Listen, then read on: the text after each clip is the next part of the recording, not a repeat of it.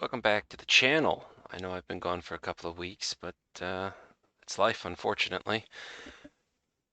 As much as, as interesting as it would be to sit there and do YouTube something like full time or something along those lines, I still got to sit there and, do the job. Brings home the bacon, as it were. Um, so I'm going to try something a little bit different today. It's not Let's Defend, it's not Cyber Defenders, it's not a weird Microsoft Choose Your Own Adventure. This is a discussion in regards to some of the tools. Specifically, this video will be VirusTotal. That just to make everybody aware of. During my time as a SOC analyst, this comes in handy in so many different ways. More so as to whether or not if you get one of the enterprise licenses where they don't throttle you, everything else like that. It allows you to go digging through I think it's an intelligence feed, or be able to go through and like pull down actual samples that are there. But effectively what this is just VirusTotal.com. It is a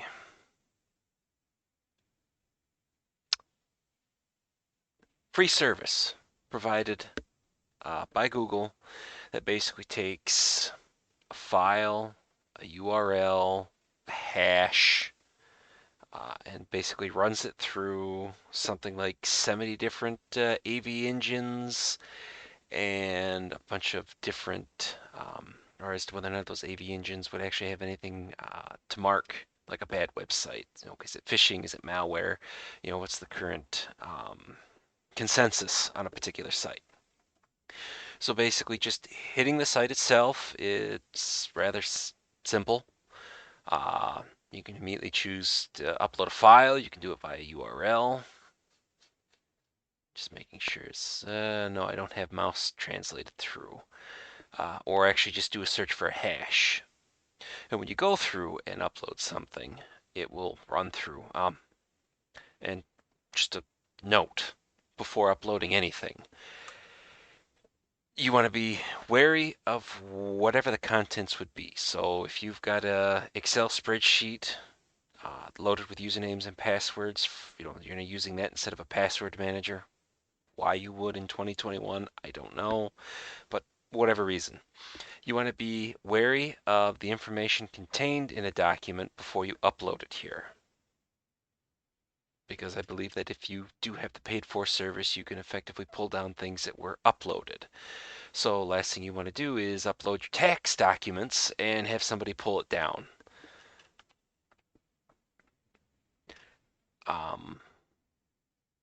Depending as to what situation you might be in, say you've got an email that's come in that you don't really want to open a document, but it just kind of either the email looks hinky or the document itself on the outside without any sort of further investigation looks hinky. You can sit there, especially in Windows, you can open up PowerShell and what is it, git dash file hash, and then point it to the location and it will pop out an MD5, SHA-256, I think is using SHA-128 you can sit there and do for one of the portions. You can take that, go over to search, dump in a hash, and basically search through that. So if someone else has seen a presumed poisoned Word document, you can possibly find somebody else's sampling. This gets you around the whole thing of not sure as to what the contents are. Now, obviously, it may come to the point where you need to stand up your own sandbox and check the file itself just to be absolutely certain. But that's just one avenue. So effectively go through, dump in, so let's see, I think I did a couple different ones here. Yeah, so I believe this sample is a doc from Let's Defend. And basically just on this page, you can tell that's what, SHA-256? Yep. Denoted there. It tells you how many engines out of how many engines detect whatever you've uploaded as something. So in this case, 27 out of 61 AV engines detect this Word document as being malicious. Gives you the size, when it was last checked.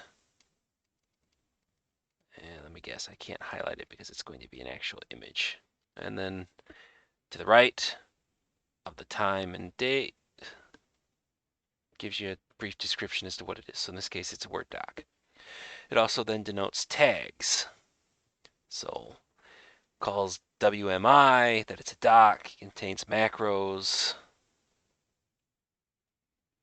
writes a file, opens a file.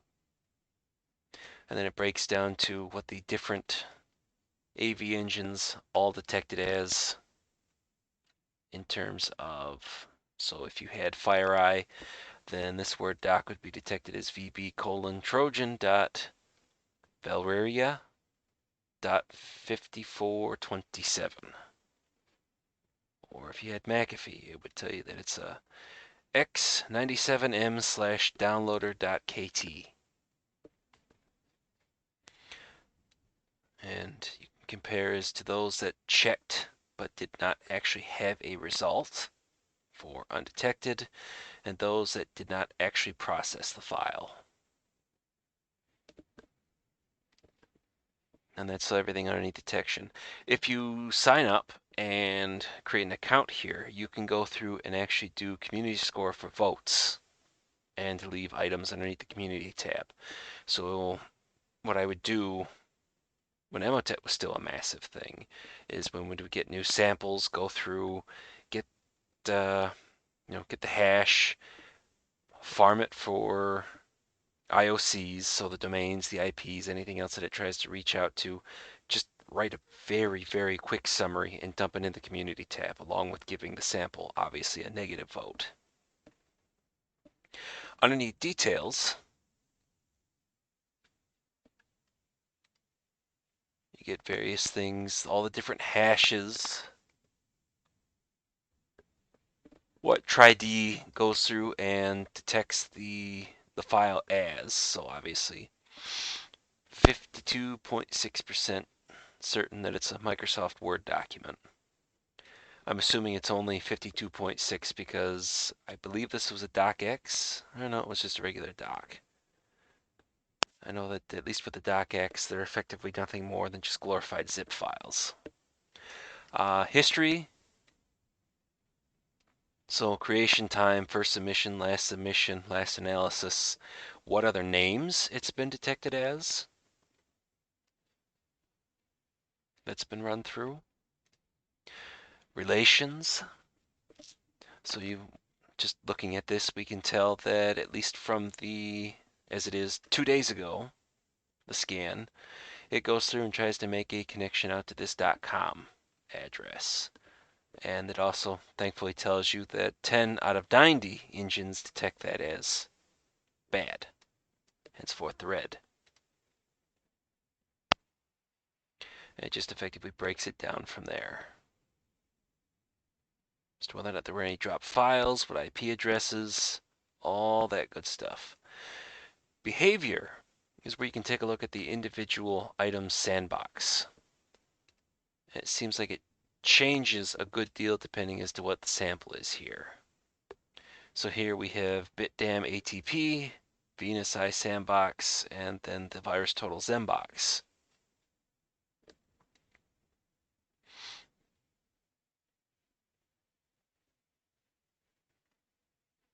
So we see the chain, where it opens up, and then it calls mshta.exe.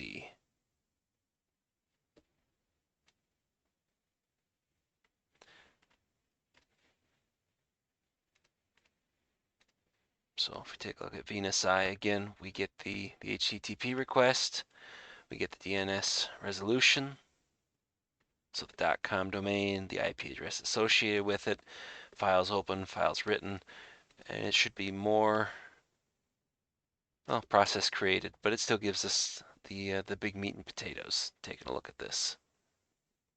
You really don't want to see any of your Office documents spawning mshta.exe. And of course we come to community. So Thor, Inquest Labs, and I think there's a couple of other ones that generally you end up seeing a lot of comments posted around. So I'm assuming they're automated tools that are being used that sits there, find these, go through, do the examples, and then check VirusTotal to see as to whether or not if this hash is known. If it is, okay, append to the comments section. But this would be if you're trying to help out others, where you take back to the Emotet example, your little quick write-up that you do, you'd pop it in here along with your vote. So if we take a closer look at how these are all tagged. So calls WMI, doc, macros, open file, write file. We take a look at a different sample. So here is one of the docx's that I have that nothing detects because it's not malicious. I know, kind of anticlimactic. But just to see as to what you might come through. Now, does it automatically mean that because no AV engines flag it, that it is perfectly 100% safe? No, you would hope that you would at least get something, but something that would be never before seen, obviously it's going to be a little bit more difficult. Okay, so we go back to the example, and here's what I was looking for. So if we go back to details, tried, picks out Word document, 52.6, old Word version, 33.3. But we go and take a look at one of the new ones, open packaging conventions container, 38%. Oh, well, here we go. Word, open XML format, 51%. But because it's a docx, we see the 10% sub detection of the zip compressed archive. It more or less sticks the same because nothing here. When was this? This was sent several years ago that were dumped in here. But you'll notice what's different is that there are no behaviors. There's at least not a section for it. No one's commented. Another example of a Word doc. 41 out of 61. So fairly high detection rate as of, well, at the current time, about 24 hours, these results are old. But again, so we got something that's malicious. It's tagged for checks network adapters, direct CPU clock access, that it's a doc, and contains runtime modules. Again, back to that whole thing. Everything else stands out the same. Relations denote contacted URLs, domains, so on and so forth. Behavior. So let's see, what do we have? We have more this time. So we've got the BitDam ATP. We got C2AE. Dr. Webb. And again, we're seeing more of these requests. So the different behavior options give you just different information presented differently. And again, we go back to the community, and again, there we go, VMRay. The beautiful thing is that they give you references underneath the community aspect.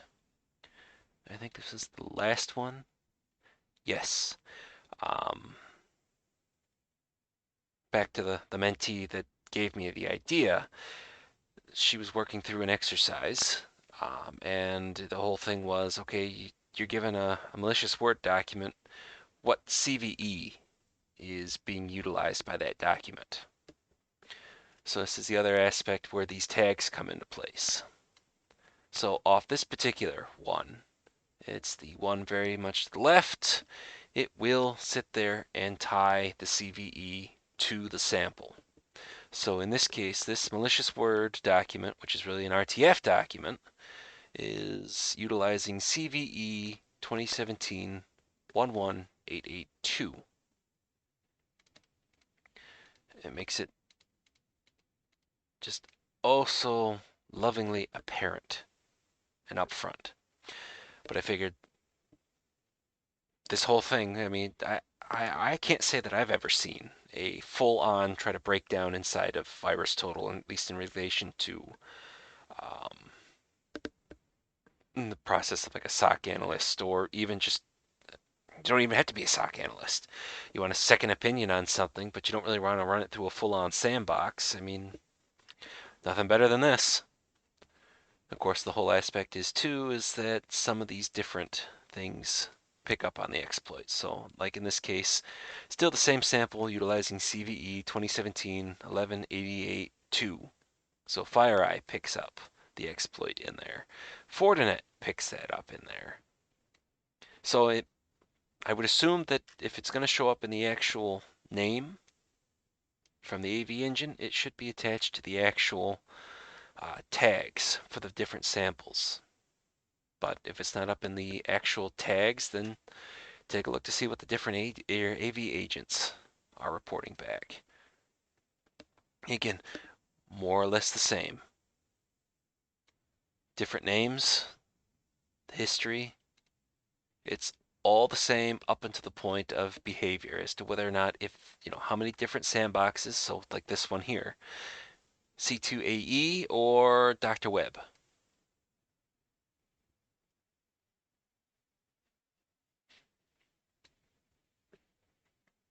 I mean, don't get me wrong. I mean, for quick and dirty, stuff works. I mean, obviously, if I want to sandbox something that I'm not entirely sure, I'm going to run it through my own stuff. If I'm 99.9% sure that there's no PII or anything in there that, there's nothing in there that would be benign, I'm just going to shove it through VirusTotal, and I'll probably, just to make life miserable for everyone, spin up a triage, any.run, hybrid analysis, and then I think there was a newer one that I just started using, some integer analyzer. Helps ID malware families and the like, but that's neither here nor there. So full report for Dr. Web, assuming it'll go through. Yeah, there we go. And you get the same thing with like the VM Ray sandboxes. You just basically have to see as to what options are presented to you. So let's see, straight from the how it works section for VirusTotal, aggregated, free to end users for non-commercial use in accordance with terms of service.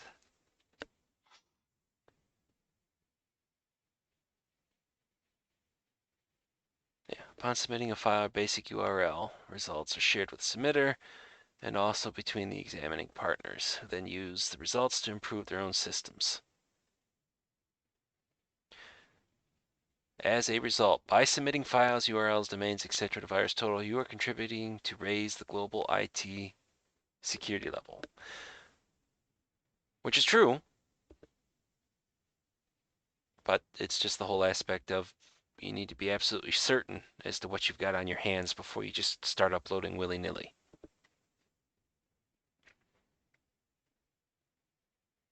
So I'll include the how it works. I'll include the samples as well, or at least links to the samples inside of VirusTotal, just for a quick and easy way to have everything there. Now, not specifically. So if you were just wanted to know just about VirusTotal, you can pretty much cut it off here. I'm going to go into something that interfaces with VirusTotal, and kind of go off there. So that being Dieter Stevens' tools. He has, I believe, two of them, VirusTotal Search and VirusTotal Submit. Yes, and they do exactly as they say. So basically you get a CSV of hashes. So the first thing that pops to my mind, you've had a potential incident of a workstation. You've got EDR, or you've got some sort of whitelisting solution that you can go through and, okay, say, from October 7th to October 8th. Ask the whitelisting agent or the EDR, okay, can you give me all the files that might have been touched during that time window? Okay, boom, you got a massive list of MD5s. Utilizing Dieter Stevens' VirusTotal Search, you can have all that stuff run through and get back results in regards to, okay, much like as it shows out here, you get the search term, so that would be the hashes from there. Any comments, the response, scan date, and then detections, and then total along with links, and then also a heavily compacted list of the AVs and then what they detect the particular hashes as. This has been, you do need to have an API, which you can get for free for non-commercial use, attached to one of your Gmail accounts. The problem is that last I am aware, they limit 4 submissions a minute. So if you end up with, several million hashes, it's going to take a little bit of time. And both of these tools require Python. I believe they're all set to go with Python 3 without an issue. It's been a little while since I've had to make use of this. And then the same thing with submit. So if you end up with a bunch of files that you want to just kind of just kick off and go, we didn't really use the submit portion. We were just more interested to see as to whether or not if during a particular incident, as to if there was anything else that we needed to dig into that the AV platforms that we were using at the time missed something, or at least the best effort that we could go through and try to do. I will include a link to these and go from there. On top of that, I do know that there is a browser add-on for Chrome and I believe most web browsers. Let's see. I don't think I'm utilizing it. I had, but there is a, let's open the Chrome Web Store.